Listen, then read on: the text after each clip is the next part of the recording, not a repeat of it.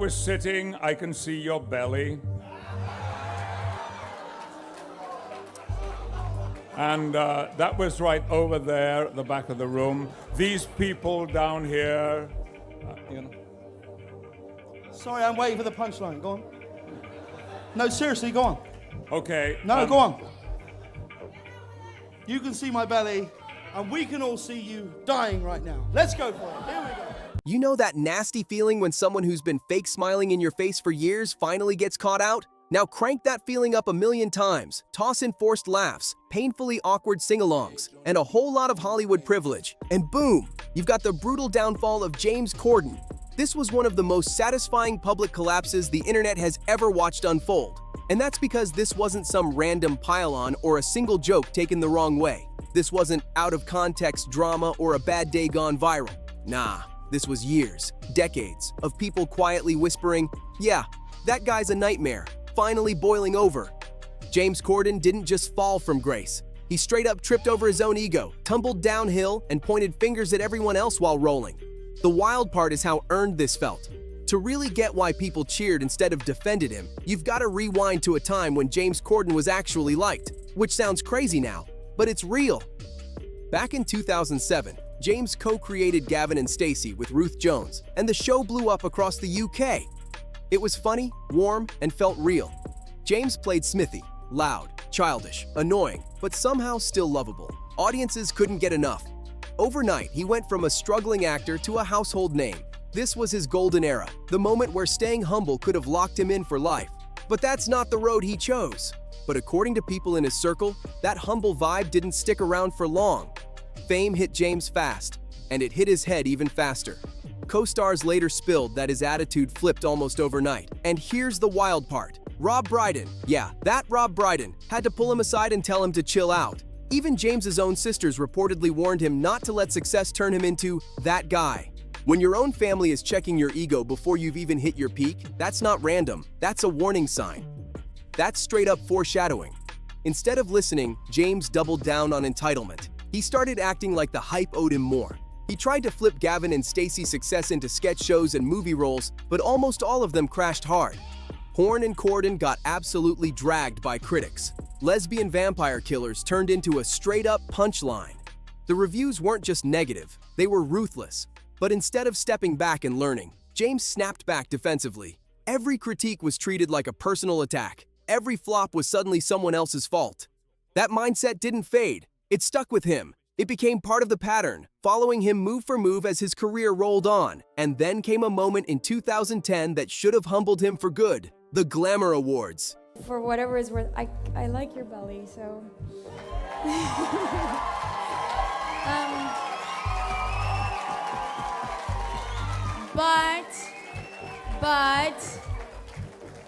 But I would pay to see Sir Patrick Stewart dying on stage any day, so. For the people that haven't seen my belly, is there anyone who hasn't got a... It's just there.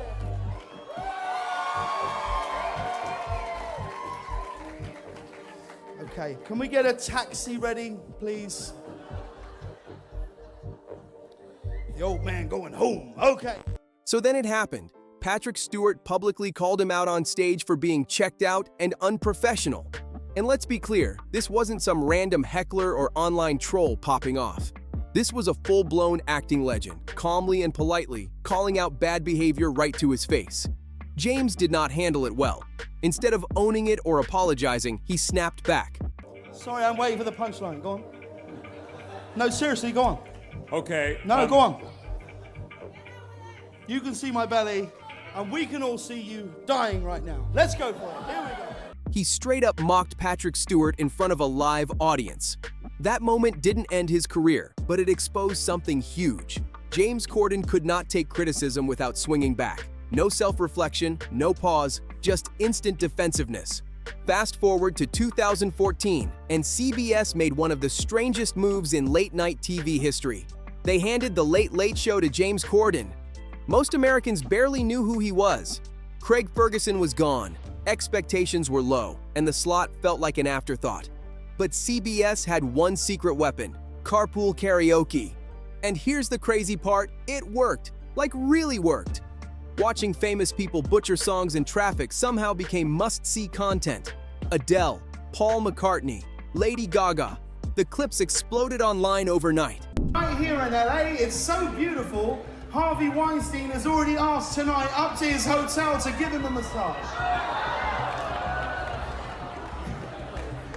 I don't know whether that groan was that you like that joke or you don't like that joke. If you don't like that joke, you should probably leave now. You'd think given the crowd's reaction, he'd realise he needs to move on, but he just kept trying to make the joke stick.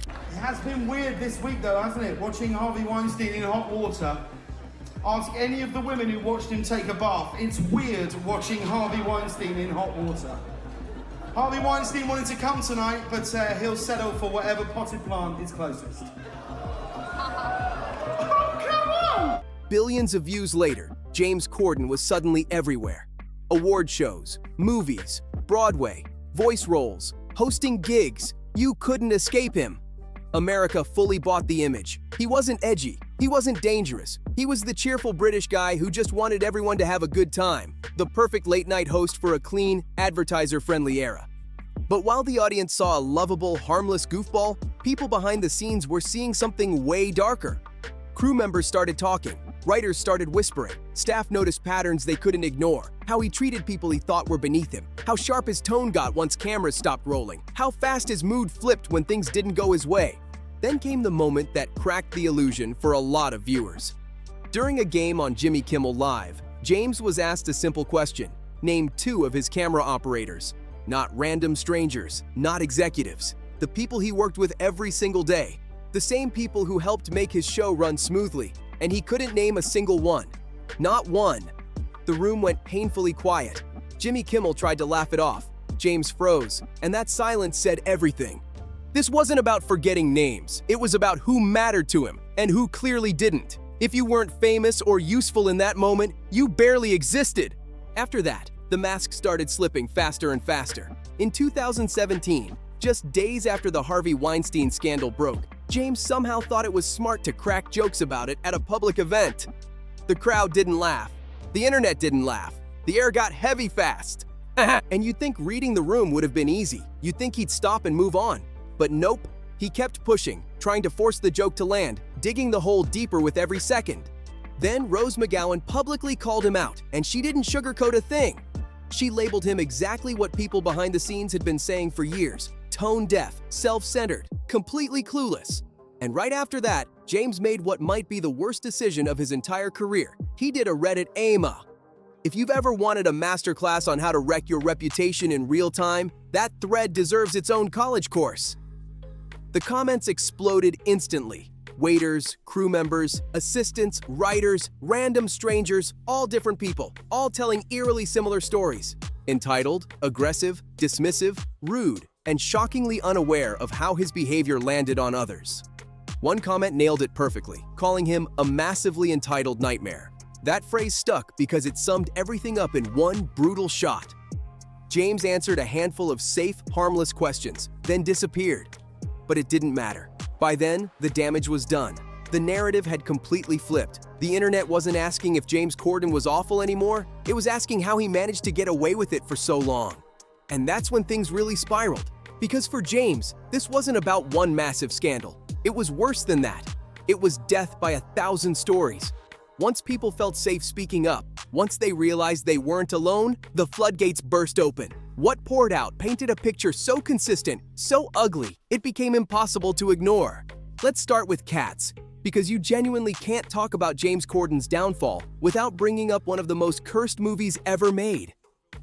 This wasn't just bad, it was legendary levels of embarrassing. James played Bustopher Jones, a CGI nightmare cat with human hands, and the visuals alone sent people spiraling. The film instantly became a cultural punchline. Critics tore it apart. Audiences walked out. Memes flooded the internet overnight. And instead of owning the mess or laughing at himself, James did what he always does. He backed away. Later, he even admitted he never watched the final cut. "I've not watched the film." That was his line. Think about that. Being so embarrassed by your own project that you refuse to see it, but still expecting people to respect you as a serious entertainer. That rubbed a lot of folks the wrong way. Now, Cats alone didn't end him, but it locked in a pattern people couldn't ignore. James loved the spotlight when things went right, but vanished the second things went left. Then came the prom, and this one really damaged his reputation, especially with younger audiences. James, a straight man, played a flamboyant gay character built almost entirely on outdated stereotypes. Critics called it tone-deaf. Many LGBTQ+ viewers felt mocked rather than represented. And once again, James handled the backlash badly. Instead of listening, he doubled down. He framed the criticism as people being too sensitive, completely missing the point. By then, the pattern was obvious. Whenever James Corden faced criticism, empathy was nowhere to be found, and people were done giving him the benefit of the doubt. But the moment that truly locked in his public villain arc didn't happen on a red carpet or a movie set. It happened in a restaurant in 2022, and it hit hard. The owner of Balthazar in New York publicly banned James Corden. Not quietly, not behind closed doors, publicly. He straight up called him the most abusive customer my staff has ever dealt with in 25 years. The most difficult and obnoxious presenter I've ever worked with is James Corden. I went along to L Street and I sat in the darkness and kind of watched James on the set of League of Their Own rehearse. No audience, no other panel members, just him on his own. And he came to a point where he had to read from a card, and he had the card up like that, and he was reading from it.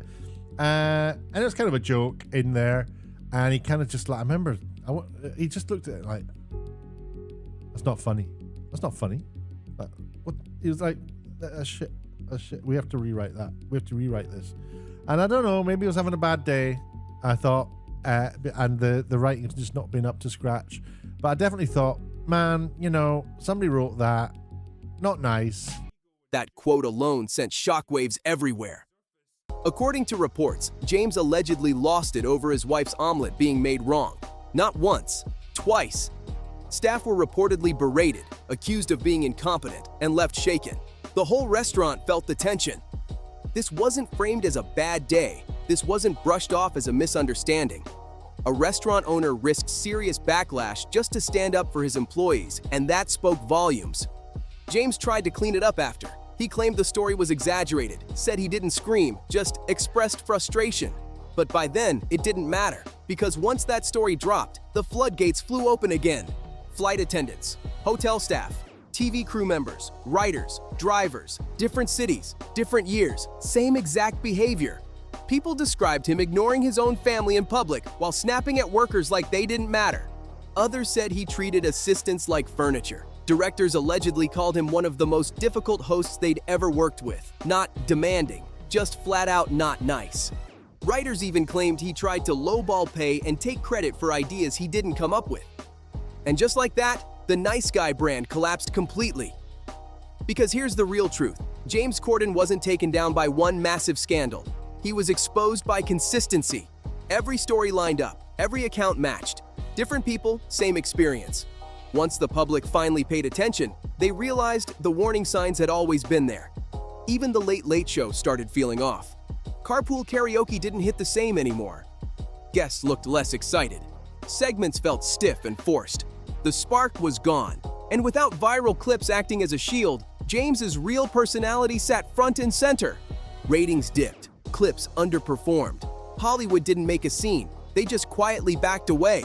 No big announcements, no dramatic cancellations, just silence. And that silence said everything. Then in April 2023, James announced he was leaving The Late Late Show. He framed it as wanting more family time, a new chapter, some peace. But let's be real, when an industry turns cold on you, family time is often PR language for an exit strategy.